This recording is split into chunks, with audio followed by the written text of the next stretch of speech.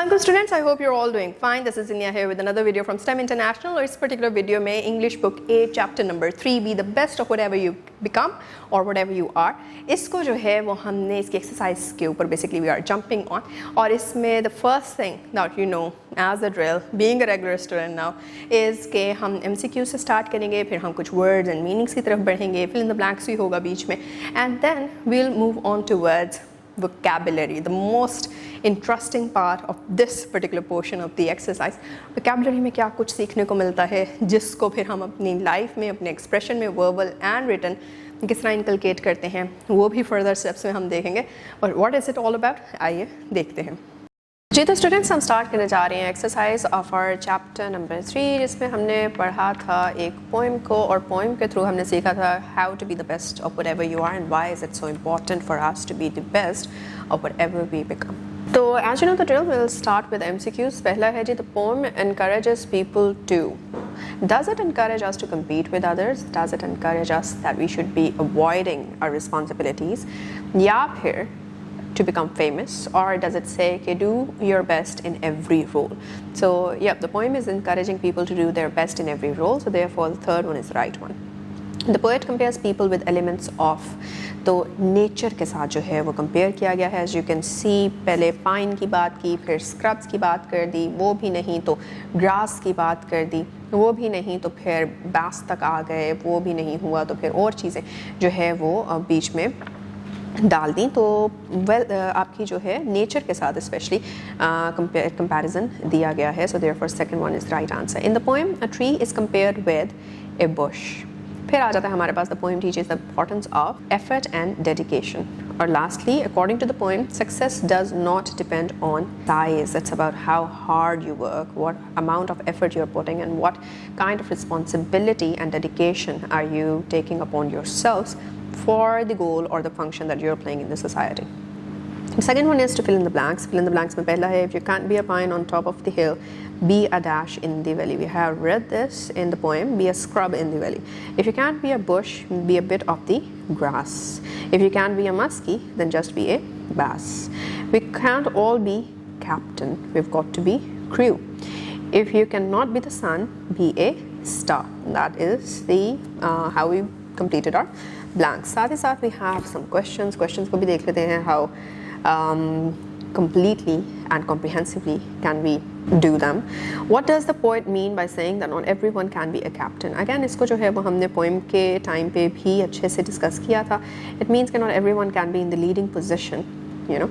तो इसका ये मतलब नहीं है कि you give up on yourself and you do not do what you can do in your own capacity. इसका ये बेसिक छोटा सा ब्रीफ सा मतलब है. इसको थोड़ा सा डिटेल में करके अपने वर्ड्स के अंदर you can come up with an answer to this. Why does the poet uses examples like trees, roads and stars? तो that is basically how the poem goes. उसके अंदर आपको कोई ना कोई symbolic चीज़ जो है उसको बीच में रख के तो आपके जो एक्सप्रेशन है, आपके जो kind of the message that you are trying to deliver, उसको ज़रा ज़्यादा इम्पैक्टफुल बनाने के लिए इन चीज़ों को इस्तेमाल किया जाता है. Moreover, trees, roads and stars are all doing और playing some kind of role in the sustenance and the maintenance of how the universe or the earth or the life basically goes about. हर चीज़ का अपना कोई एक function है. Nothing is without a purpose in life. चाहे वो दरख्त है, चाहे वो एक पत्ता भी है, हर चीज़ जो कि क्रिएटेड बाय गॉड. और अगर हम रोड्स की बात करते हैं तो उसके अंदर ऑफ कोर्स आपको जो है वो कन्वेंस, ट्रांसपोर्ट, यहाँ से वहाँ आना जाना and all that, networking and so, तो ये सारी की सारी चीज़ें, ये सारी सहूलियात हैं. तो कोई ना कोई पर्पस जो है वो यहाँ पे फुलफ़िल होता है इन चीज़ों से. तो पर्पसफुल होना जो है उसको शो करने के लिए इन एग्जाम्पल्स को इस्तेमाल किया गया. Explain the message of the line. It isn't bye size that you win और यू फेल. कि आपके साइज से मैटर नहीं करता कि आप जीतेंगे या आप हारेंगे, बल्कि मैटर इन चीज़ों के ऊपर करता है कि आप कितनी एफर्ट डालते हैं, आप अपना रोल कितना बेहतर तरीके से जो है वो, अगर आप किसी ऑर्गेनाइजेशन में काम करें, doesn't really have to be that you have to be the head of the organization to be the best of whoever you are. जो भी आपका काम है, जो भी आपकी पोजीशन है, जो भी आपका फंक्शन है, उसको बेहतरीन तरीके से कीजिए. That is what is required. What is the main theme or message of the poem? Explain it in your own words. इस poem का message क्या है? We have already discussed it in so much detail. So I leave this on you to come up with a comprehensive answer of your own. Who wrote the poem Best of Whatever You Are? तो ये हमें poem के बिल्कुल and के ऊपर जो है वो नाम दिया गया है, which is Douglas Malloch. Douglas Malloch ने जो है वो ये पोएम लिखी है. Then we have words and their meanings in tabular form. उसको भी देख लेते हैं, वर्ड्स जो हमें कुछ नए जो हैं वो पढ़ने को मिले और उसका मतलब क्या है. Pine, a tall evergreen tree with needle like leaves. ये आपने बिल्कुल ज्योग्राफी में पढ़ा होगा. ये पाइन ट्रीज़ क्या होते हैं, जब आपने टाइप्स ऑफ डिफरेंट फॉरेस्ट्स का पढ़ा वहाँ पे भी आपने जो है वो पाइन के ट्रीज़ का नीडल लाइक लीव्स होते हैं जिनके, उनको जो है वो आपने पढ़ा होगा. या स्पाइक लाइक लीव्स होते हैं जिनके, मे बी इस टर्म के अंदर. Then you have scrub, a small bush और लो प्लांट. तो कोई भी ऐसा पौधा जो कि जिसकी हाइट बहुत ज़्यादा नहीं बढ़ती, जो कि एक आपको क्लस्टर फॉर्म के अंदर जो है ग्राउंड के पास छोटी हाइट पे मिल जाते हैं, उसको हम क्या कहते हैं, scrub. Valley, a low area of land between hills और माउंटेन्स. ये हम ज्योग्राफी में पढ़ते आ चुके हैं कि किस तरह इरोजन जो है, जहाँ से पानी गुजरता है, रिवर गुजरेगा एंड ऑल दैट, तो वो अपने जो है वो एक रास्ता क्रिएट कर देता है और वो कट करता जाता है through the surface of the earth और the crust of the earth. और वो कटिंग के प्रोसेस के थ्रू वी शेप्ड या फिर यू शेप वैलीज जो हैं वो बन जाती हैं. यू शेप तब होगी जब ग्लेशियर्स वहाँ से पास किए होंगे. So we have read this in geography और valley is exactly that. Then we have rill, a very small stream और नैरो फ्लो ऑफ वाटर. कोई भी ऐसी स्ट्रीम, वाटर बॉडी जो कि बहुत ही ज़्यादा नैरो है, बहुत ही ज़्यादा छोटी है इन इट्स विड्थ, तो उसको जो है वो आप रिल कहते हैं. Then we have bush, a small plant with many branches. एक ऐसा पौधा जो कि हाइट में छोटा है, वैसे भी अपनी कैपेसिटी में भी छोटा है और वॉल्यूम में दैट इज़, लेकिन उसकी ढेर सारी इंटरट्वाइंड ब्रांचेस ही ब्रांचेस हैं, so that is called a bush. Then we have highway, a main public road used for travel. एक ऐसी रोड जो कि पब्लिक है और ट्रैवलिंग के लिए इस्तेमाल होती है, उसको हाईवे कहते हैं. Moreover highways are basically those roads, these are kinds of roads which are used to link to bigger areas and not just from one part of the city to another, but from one city to another. Then we have muskie, a large type of freshwater fish. See, the muskie or bass आगे आएगा. Smaller freshwater fish found in lakes and rivers. एक बड़ी fish है मस्की, और जो बास है वो भी फ्रेश वाटर फ़िश ही है. फ्रेश वाटर जो है वो आपका रिवर्स में होता है, स्ट्रीम्स में होता है, the water that basically moves, और यहाँ पे ही दोनों रहती हैं. अगर मस्की नहीं, that is a bigger one, तो फिर बास ही क्यों ना बन के रहा जाए. तो that is basically the words and their meanings वाला part. Next we have read and respond. इसमें हमने क्या करना है, explore different sources such as libraries, the internet, books और magazines, and select any two poems. Read the poems aloud with proper pronunciation and intonation. Identify the literary elements used in the poems such as rhyme, scheme, simile, metaphor, hyperbole, alliteration and personification. After that, try to write your own poem. तो आपने अब जनाब सिर्फ और सिर्फ pome पढ़नी नहीं है, उसके अंदर आपने सिर्फ और सिर्फ लिटरेरी डिवाइसेस का इस्तेमाल देखना ही नहीं है, समझना ही नहीं है, बल्कि अब आपने ट्राई करना है कि आप अपनी पोएम को भी जो है वो शक्ल दे सकें. And with that we move on towards the last part of today's video, that is the vocabulary part. Vocabulary के अंदर figures of speech के ऊपर सबसे पहले तो हम फोकस करने जा रहे हैं. Figure of speech is a form of figurative language in which words are used in a special way to create a strong effect or a clear picture rather than their usual literal meaning. Figure of speech, as the word suggests itself, कि figurative है. Figurative literal नहीं होता. Figurative is just to give a hint. It's not something जो कि in reality as it is है, बल्कि it's something just to give a slight idea of कि ये ऐसा feel होता है या ऐसा दिखता है, stuff like that. आगे देखते हैं. Figures of speech help make language more expressive, interesting and imaginative. Some common figures of speech are simile, metaphor, personification, hyperbole and onomatopoeia. ये क्या है? Simile क्या है? Simile is a way of comparing two different things by using the words like or as.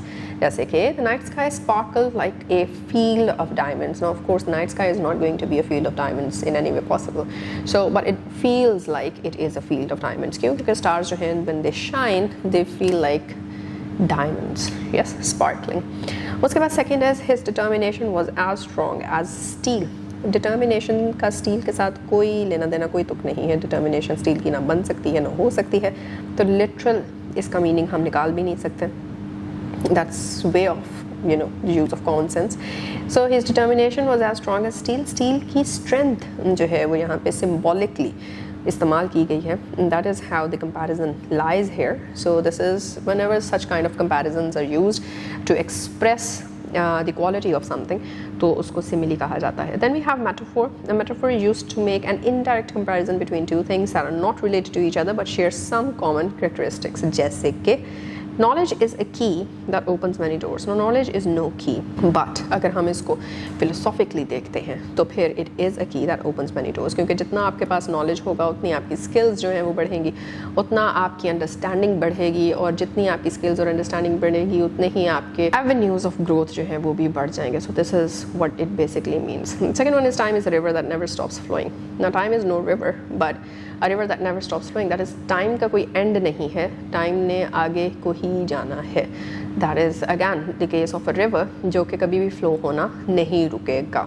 Then we have personification. Personification is when we give human qualities or actions to animals or non-living things. किसी भी inanimate object को या फिर non-human animate object को आप human characteristics से नवाज देते हैं अपने रिटन एक्सप्रेशन के अंदर, तो हम इस टेक्निक को पर्सोनिफिकेशन कहते हैं. जैसे कि the sun smiled brightly over the mountains. Now what you want to say is कि it was a pleasant sunlit day. इसका ये मतलब नहीं है कि सन स्माइल कर रहा था, बट जो स्माइलिंग का प्रोसेस है वो इंसानों का है. Even animals can not smile like that, so only people can. So therefore सन को जो है वो करेक्टरिस्टिक ह्यूमन का दिया गया है. therefore this is a prime example of personification. Then the old house whispered stories of the past. Now the house is whispering. Who whispers? Humans whisper. Therefore human characteristic attributed to an inanimate object. Personification is the technique used. Hyperbole. Hyperbole is a figure of speech that uses extreme exaggeration to emphasize a feeling or idea. एक ऐसा figure of speech जिसको extreme exaggeration का इस्तेमाल करके जो है वो उसको बढ़ा चढ़ा के बताया गया है, या फिर ऐसी चीज़ जो कि असल में भी इतनी intensely फील हो रही है. जैसे कि I have a mountain of homework to finish tonight. मतलब इतना ढेर सारा होमवर्क है कि you can't even imagine. And the lecture lasted forever. ख़त्म होने का नाम ही नहीं ले रहा था लेक्चर. Stuff like that. हम आमतौर पे भी ऐसा कहते हैं जब हम बोर हो रहे होते हैं. ओनोमेटोपिया. ओनोमेटोपिया क्या है? Is a figure of speech in which a word imitates the natural sound made by an object, animal और एक्शन. मतलब it's not actually a word but it's the kind of sound that things make, और आप उसको एक word दे देते हैं, उसको letters के थ्रू जो है एक्सप्रेस करने की कोशिश करते हैं. जैसे कि the bees buzzed around the flower. Buzzed is no word, लेकिन बीज की आवाज़ आती है बज़ किस्म की, तो इसलिए उसको जो है वो बज्ड कह दिया गया. The thunder boom echoed across the valley. तो थंडर की आवाज़ को बूम कह दिया गया, and that is the imitation of the noise. Therefore it's the onomatopoeia. हमारे पास एक छोटी सी जो है वो यहाँ पे एक्सरसाइज है जिसको हम कंप्लीट करने जा रहे हैं. That is read the following sentences and write whether each sentence contains a simile, metaphor, personification, hyperbole और onomatopoeia. The wind whispered softly through the trees. You can see whispered का है, तो what could it be? Personification. Her idea spread like wildfire in the classroom. Like का word इस्तेमाल हुआ है यहाँ पे, so that is a simile. The old clock ticked loudly in the silent room. Ticked, onomatopoeia. He was drowning in a sea of responsibilities. यहाँ पे बहुत बढ़ा चढ़ा के बात हुई है. Hyperbole.